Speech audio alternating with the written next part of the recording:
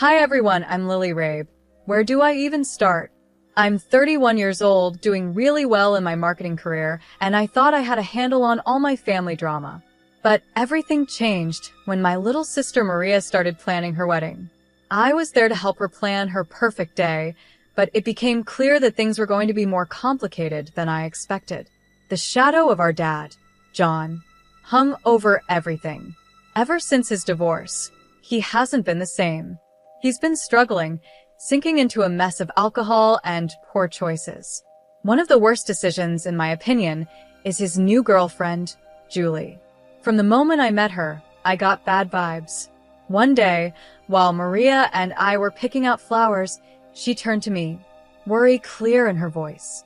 "Liv, do you think Dad will actually show up sober?" she asked, her eyes filled with hope. "I really hope so, me," I said, trying to reassure her. "For your sake, I do." But deep down, I wasn't sure hope was going to be enough. As the wedding day got closer, I felt like I was less of a maid of honor and more of a referee, constantly trying to keep the peace. My boyfriend, Paul, was amazing through all of it. He'd always try to calm me down, saying things like, "Babe, you can't control everything." I know. I'd reply, though in my heart I couldn't stop worrying. But if Dad ruins this day for Maria, I'll never forgive him. Little did I know, things were about to get much worse. About a week before the wedding, I met up with my best friend Teresa for coffee. She's always been the voice of reason in my life, and I needed her more than ever. "What's really going on with you and Julie?" she asked, giving me a look that told me she already knew something was off. I lowered my voice, glancing around as if someone could overhear. "There's something not right about her, Teresa." The way she latched onto Dad so quickly, always whispering things to him. And get this, I overheard her talking on the phone about some big score coming up. Teresa's eyes widened. "You think she's scamming him?" "I don't know," I admitted. "But I'm going to find out." That conversation sparked something in me, and I couldn't let it go. I spent late nights scrolling through social media, making quiet phone calls to some of Dad's old friends, trying to put the pieces together. The more I looked, the more I felt like I was uncovering a puzzle that I wasn't sure I wanted to solve. The day before the wedding, Maria and I were at the venue making some last-minute checks when, suddenly, Dad and Julie showed up unannounced. "Daddy," Maria squealed, running over to hug him. I stayed back, watching closely. Julie's eyes were darting around the room, almost like she was checking everything out in a calculating way. Dad, on the other hand, slurred, "My little girl, all grown up," and my heart sank. He was already drunk. "John, darling, let's go check out the bar," Julie said smoothly, giving me a smug glance as they walked away together. I felt a surge of anger rise up in me, but I tried to keep it together for Maria's sake. Maria turned to me, her eyes shimmering with unshed tears. "Liv." I didn't let her finish. I pulled her into a hug, whispering, "Don't worry, sis. Tomorrow is about you and Brian. Nothing's going to ruin it." If only I had known how wrong I was. They say there's always a calm before the storm. Well, our storm was brewing, and it was about to hit with the force of a Category 7 hurricane. As I stood there, holding my baby sister Maria close, I made a silent promise to myself no matter what, I would protect her happiness. At the time, I had no idea that I'd be fighting for much more than just a perfect wedding day. The ceremony itself was beautiful. Maria looked absolutely radiant, and for a brief moment, all the family drama seemed to disappear. Standing beside her, watching her exchange vows with Brian, I felt a flicker of hope. Maybe, just maybe, we could get through this day without any problems. I wanted so badly for Maria to have one perfect day. But that fragile hope was shattered the moment we walked into the reception. I saw him almost immediately, Dad, standing by the bar, already drunk, with Julie clinging to him like a lifeline. My heart sank. "You okay?" Paul, my boyfriend, whispered as he squeezed my hand, sensing my unease. "I've got to hold it together for Maria," I muttered, forcing a smile. But deep down, I knew it was only a matter of time before something went terribly wrong. As the night wore on, the tension in the room became unbearable. Dad's laughter grew louder, his movements more and more sloppy. Julie's eyes kept scanning the room, a strange gleam in them that made my skin crawl. Something wasn't right, and I could feel it. "Liv, Dad's making a scene?" Maria whispered to me, her voice filled with worry. "I'll handle it," I said, trying to sound confident. I walked over to where Dad was attempting a very unsteady Macarena, stumbling and laughing like nothing was wrong. "Dad, let's get some fresh air," I suggested, trying to stay calm. "Nonsense," he slurred. "I'm celebrating my baby girl's big day." He tried to twirl, but nearly fell over. Julie appeared at his side, tightening her grip on his arm. "Leave him alone, he's having fun," she said sharply. "This isn't about fun. It's about showing respect for Maria on her special day," I replied, trying to keep my voice steady. Julie's eyes narrowed as she sneered. "You think you're so perfect, don't you? Always trying to control everything." The argument escalated quickly. We moved to a quieter corner of the room, but our voices kept rising with each exchange. "You don't know anything about our family." I spat at her, my patience gone. "I know one thing," she hissed. "Your daddy prefers my company over yours." Something inside me snapped. "Is that before or after you drained him of his money, Julie?" I shot back, my voice trembling with anger. Her face twisted with rage, and before I could react, she lunged at me, grabbing a knife from a nearby dessert table. For a moment, everything seemed to slow down. I saw the blade glint under the reception lights, heard people screaming, and felt my heart pounding in my chest. All I could think was, I've ruined Maria's wedding. But then, out of nowhere, Paul tackled Julie, sending the knife clattering to the floor. Chaos erupted around us. Guests screamed and scattered, chairs were overturned, and the whole scene became a blur of noise and movement. Through the mayhem, all I could focus on was Maria. How had it come to this? I had promised to protect her happiness, but now, her wedding day was turning into a nightmare. I saw Maria's horrified face as Brian held her back. Security rushed in, quickly restraining Julie as she screamed obscenities at anyone who came near. It was chaos. I stood there, frozen, as the police arrived and led Julie away in handcuffs. In that brief moment, I caught a glimpse of Dad. He looked completely lost and broken. That was when I realized things would never be the same again. The days following the wedding were a blur. Between police reports, interviews, and endless sleepless nights, I felt like I was living in a nightmare. Every little sound made me jump, and the image of Julie lunging at me with that knife replayed in my mind over and over.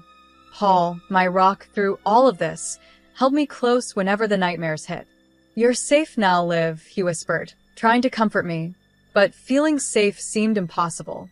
How could I feel safe when my own father's girlfriend had tried to stab me at my sister's wedding? How do you even begin to recover from something like that?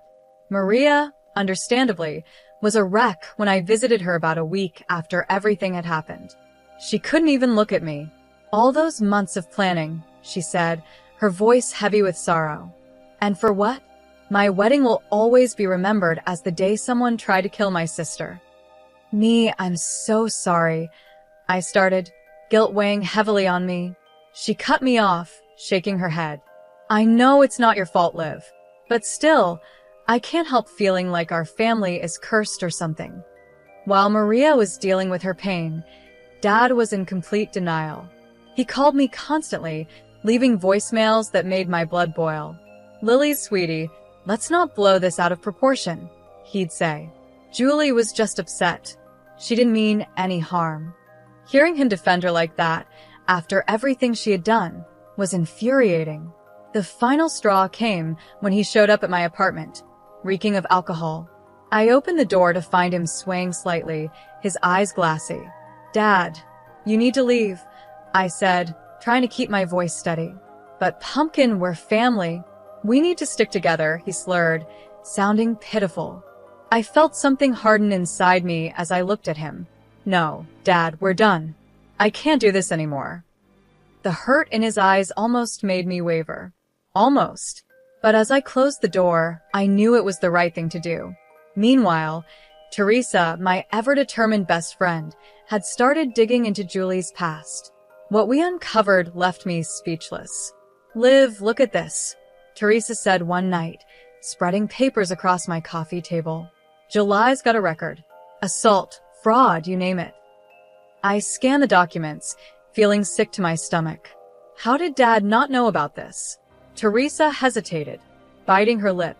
"That's the thing, Liv. I think he did." The truth hit me like a ton of bricks. We found joint bank accounts, suspicious money transfers, evidence that Dad wasn't just a victim in all of this. He was an accomplice. Telling Maria what we discovered was one of the hardest things I've ever had to do. We sat together in her kitchen, the wedding gifts still sitting in the corner, untouched. "I can't believe it," she whispered, tears streaming down her face. "How could he do this to us? I don't even know him anymore." I didn't have an answer for her. I didn't know who Dad was anymore either. I spoke softly but firmly.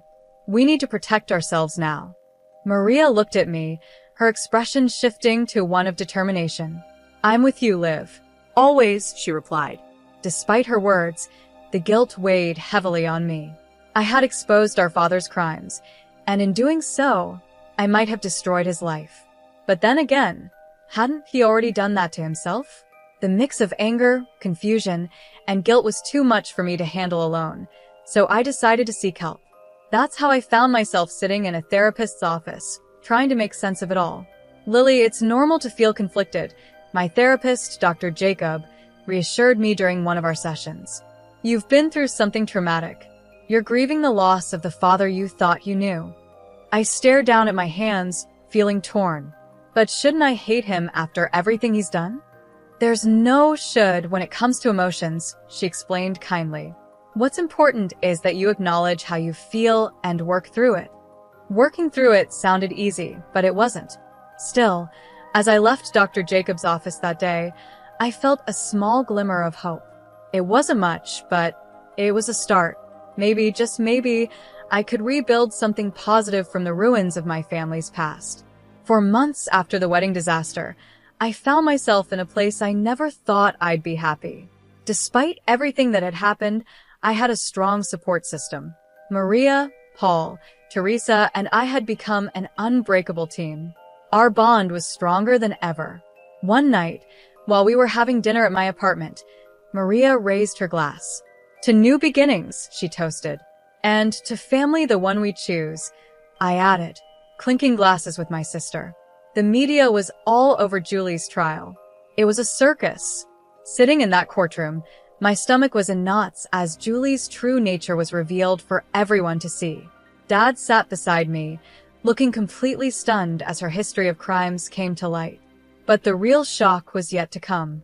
Teresa and I had been working hard, gathering evidence of Dad's involvement in Julie's schemes.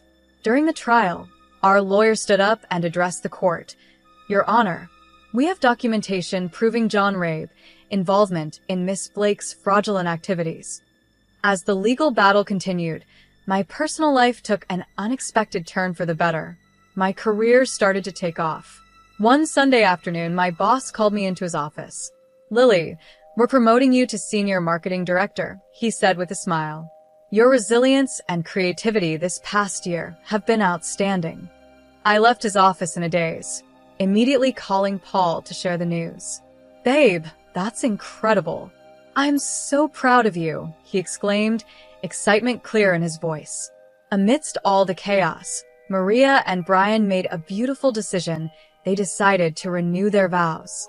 This time, it was a small, intimate ceremony in their backyard, with only close friends and family. "Second time's the charm," Brian joked, making Maria giggle as they exchanged rings again. Watching them, I felt a sense of peace wash over me. We were finally healing, all of us. Then, the day of Julie's sentencing arrived. The courtroom was filled with tension as the judge prepared to deliver the verdict. As I sat there, I reflected on how far we had come since that fateful wedding day. We had been through so much pain and betrayal, but somehow, we had made it through. We were stronger, and we were moving forward. It wasn't easy, but we had found our way back to each other. The storm had passed, and we were finally finding calm again. I stood up to deliver my victim impact statement, my hands shaking but my voice steady. The scars from that night run deep. I began, but they've made me stronger. I looked directly at Julie, knowing this was my moment to reclaim my life. I'm here today not as a victim, but as a survivor. As Julie was led away in handcuffs, I felt a sense of closure. It was like a long and painful chapter of my life was finally coming to an end. The real celebration, however, came a month later. Maria, Brian, Paul, Teresa, and I were at my favorite restaurant, gathering to celebrate my promotion and everything we had overcome together. To Lily, Teresa raised her glass, her smile wide. The strongest person I know. I couldn't let her finish without adding, to all of us. I looked around at the faces of the people who had stood by me through the hardest year of my life. For proving that family isn't just about blood, but about loyalty and love. As we laughed and shared stories, I felt something shift inside me. I realized how much had changed. The past year had been like a nightmare, but in a strange way, it had also been a gift. It showed me who really mattered. It taught me how strong I could be. And it gave me the courage to cut out the negativity and toxic influences in my life. Sitting there, surrounded by real love and happiness, I knew that this was my happy ending. It wasn't perfect, and it came with its scars, but it was real, and that made it beautiful. For the first time in a long time, I felt hopeful about the future. I was grateful for the family I had found, and the strength I had discovered within myself. So, that's where my story ends. But I'm curious about your thoughts. If you were in my shoes, would you have given your father another chance after everything he did? Or would you have kept those boundaries in place like I did? It's a tough decision, and I know many of you have faced similar struggles with toxic family members. I'd love to hear your experiences. Please share in the comments how you've handled difficult family dynamics in your own lives. If my story resonated with you, please hit that like button and consider subscribing for more real-life stories and discussions about navigating complicated family relationships. Your support means so much to me, and it helps me continue sharing these personal stories. Thanks for watching, and I'll see you in the next video.